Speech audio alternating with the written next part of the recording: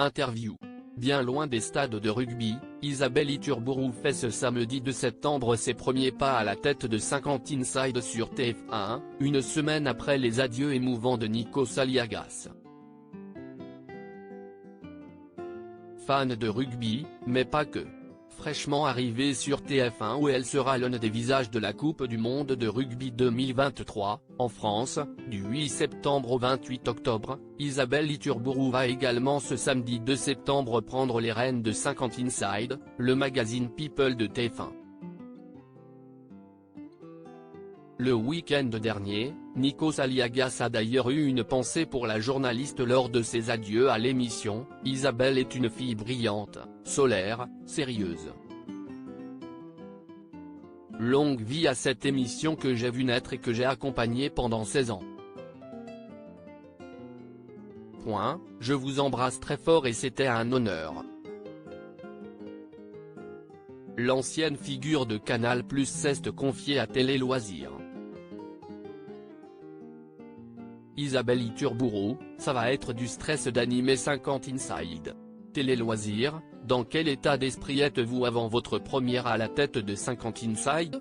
Ça va être du stress car ce n'est pas forcément mon élément. L'émission a 20 ans, fonctionne super bien et a été animée par l'un des plus grands animateurs français. Si est bien que je démarre en même temps que la Coupe du Monde de rugby car cela va m'enlever un peu de pression. Et puis les téléspectateurs de TF1 qui ne me connaissent pas encore vont pouvoir me découvrir dans un autre exercice. Qu'est ce qui vous a motivé à prendre les rênes de ce magazine? Pour le challenge. Si est très excitant de se mettre en danger, de rencontrer d'autres gens, de tester ce que je sais faire en rugby, mais ailleurs. Je pense par exemple aux interviews qui sont le point fort de 50 Inside. J'ai hâte de rencontrer des personnes venues d'un autre univers. Isabelle Iturburu, avec TF1, on commence déjà à discuter de l'avenir. L'émission va-t-elle évoluer? Il y a une chose imbattable, si est que tout le monde connaît Nikos et moi personne ne me connaît. Rire, donc forcément, et sans le faire exprès, les rapports avec les invités vont évoluer et si est ce qui est recherché je pense.